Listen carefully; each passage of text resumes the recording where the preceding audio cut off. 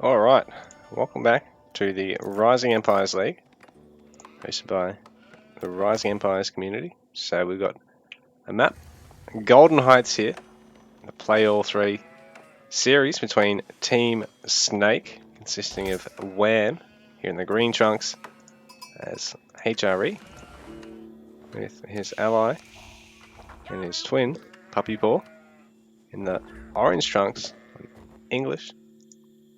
Today here, their opponents, we've got Team A Fat Penguin, consisting of Louis MT, our newly crowned Best of Asia tournament champion.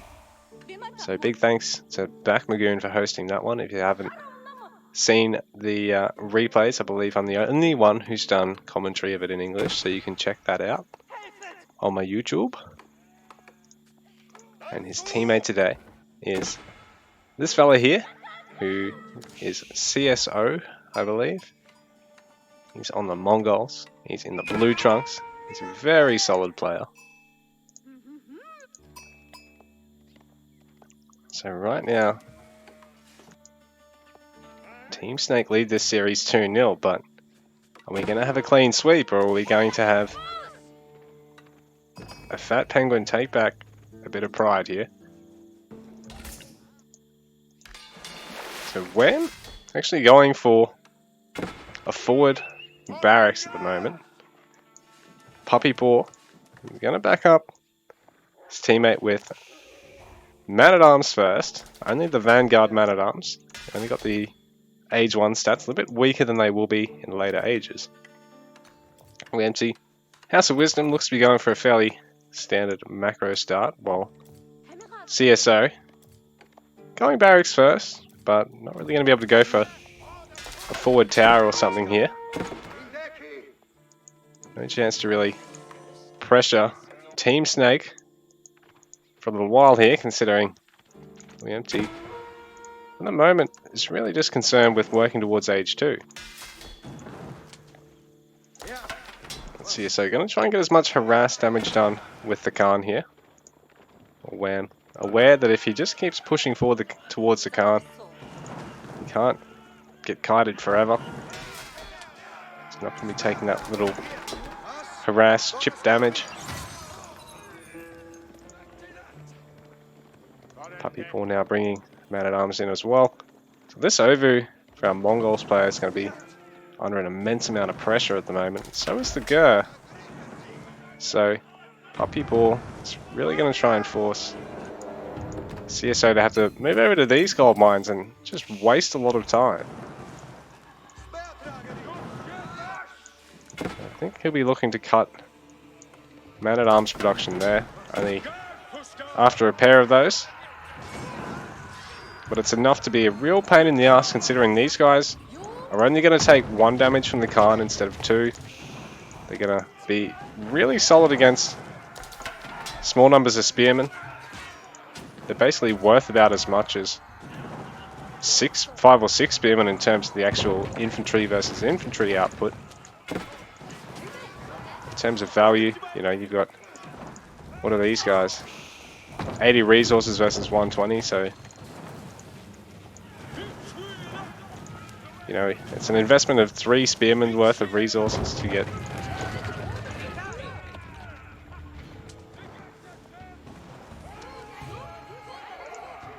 Two Man-at-Arms, and yeah, they can really be able to fight extremely cost effectively against those spears. Go now, gonna have to be moved elsewhere as well. So this will be really annoying for CSO. Where does he get gold to age up from here? Mongols really was not the pick to make against 2 teams capable of early Man-at-Arms on a map like this, I don't think. Especially if one of them's English, because Age 1 Man-at-Arms.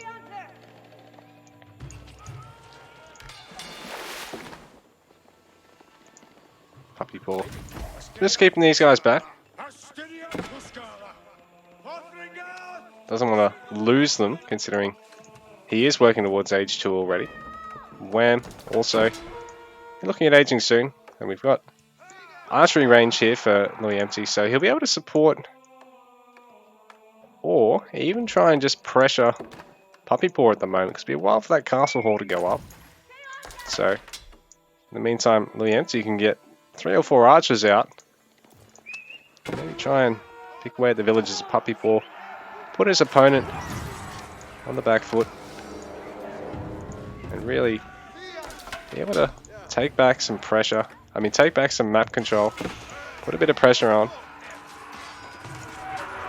A big melee. There'll be a lot of spears here for our Mongol player, even though he's lost the Ovu.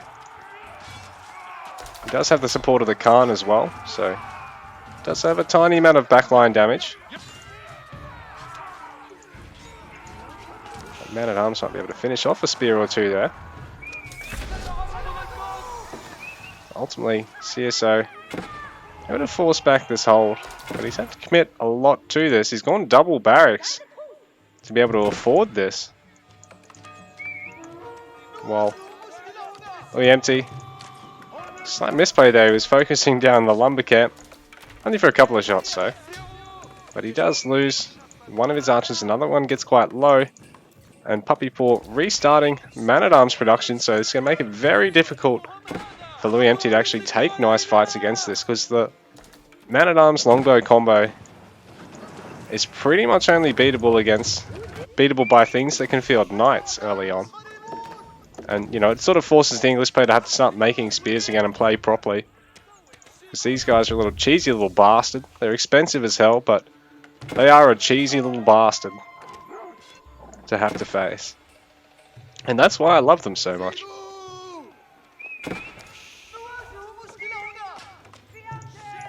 Although with some nice splitting up the archers, trying to kite as well, you can really win back a bit of the value in the fight here. And Louis Empty is ultimately still within spitting distance of these villagers, so he might be able to deny a bit of gathering, maybe even snipe a villager or two.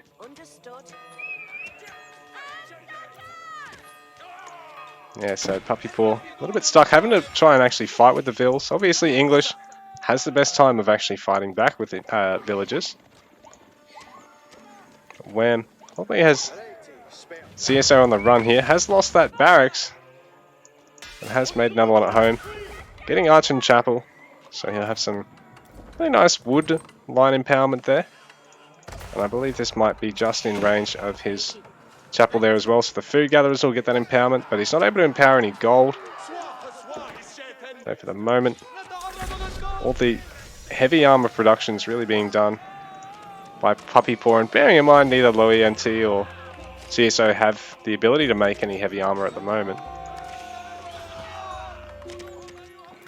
That longbow count is going nowhere here for Puppy Paw.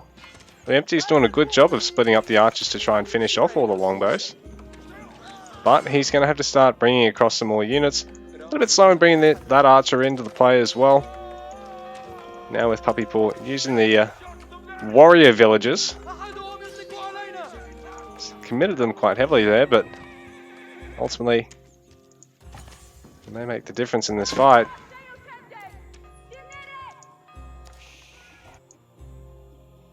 Puppy Paw trying to bring back some of his longbows because he's been trying to support over here with Wham. CSO tail between his legs at the moment. Committed to double barracks. Age up quite delayed here. We're nearly 9 minutes in, and CSO is only in age 1. The score really starting to reflect the state of the game at the moment. Puppy Paw has been hemmed in quite well here from Louis Empty, in spite of going for cheesy bullshit unit. The archer's quite well split up here. And maybe he is going to need to commit to some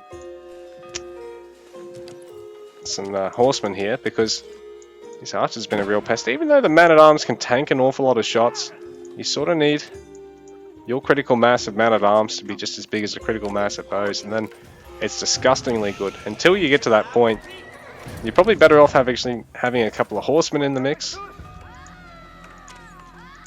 But then the problem is obviously having invested in both a barracks and a stables. Last the archers gets cleaned up, because, you know, longbows in theory should beat archers this early on, regardless of what civ the archers are from. So nice raid here by Wham, actually going to pick off a number of gold gatherers there. He got 4 of them in the end. And I mean, he's already delayed the gold gathering quite significantly here, considering there was only 10 gold initially gathered over there. CSO is actually probably over-gathered a bit of gold, if anything. Now that attempting getting some damage done with his spears, he's sort of overcommitted to that while trying to save his gold gathering. So I think the Ger must have been destroyed there.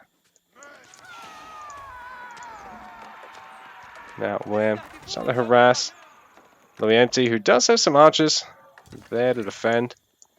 But this is meaning that now the pressure's off Puppy Paw momentarily. So he can get his second town center done. Wham, huge fishing eco at the moment, so he's well out ahead in terms of score. Do actually have a culture wing here. The fresh food stuff's now finishing up for Louis, but he's only been able to go for 2 town centers, hasn't been able to go for 3, so he's not really able to take a huge amount of advantage out of culture wing. Wham. Now having the resources for Castle Age. Don't know if he's going to commit to it just yet. Yeah, no, he is going to commit to it. So he's going to get Burgrave, actually. So he's really doubling down on the aggression here. So he's already got dual stables and a range, as well as that initial barracks. But, you know, he'll be mostly using the Burgrave, considering it trains 5 times as fast. Attempt by Louis to go for a ram, being denied. Being Abba said he doesn't have to worry about investing in siege engineering to start making rams. He wouldn't. He does, actually, sorry. He's just gotten his blacksmith and he's just finishing up the first of his range damage upgrades. So this will help put him on even footing against the longbows here. Puppy Paw in the meanwhile trying to just muster up an army and also maintain that 2 town center village production. You know, people tend to underestimate just how expensive it actually is to get the ball rolling with 2 and 3 town center builds, and just how long it actually truly takes for it to be paid back. So this is interesting. CSO is actually going to bring the deer stones into the fight because it gives his Mangudai increased movement speed here. So it'll make them better at re-engaging in these fights.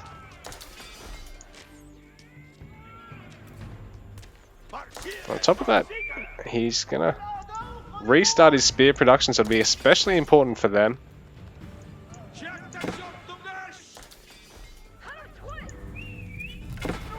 MT's pretty well defended there, I'd say.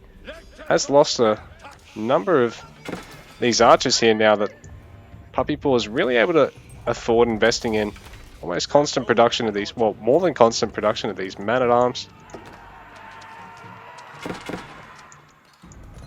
You know, when his Burgrave, he'll be shitting out man-at-arms like no tomorrow. And there's no Castle Age at all yet for Team A Fat Penguin. So neither player's got access to mangonels, which is probably realistically the best counter against man-at-arms, is if you can get a front line that stops them, and then something that throws rocks on top of 4 or 5 of them at once.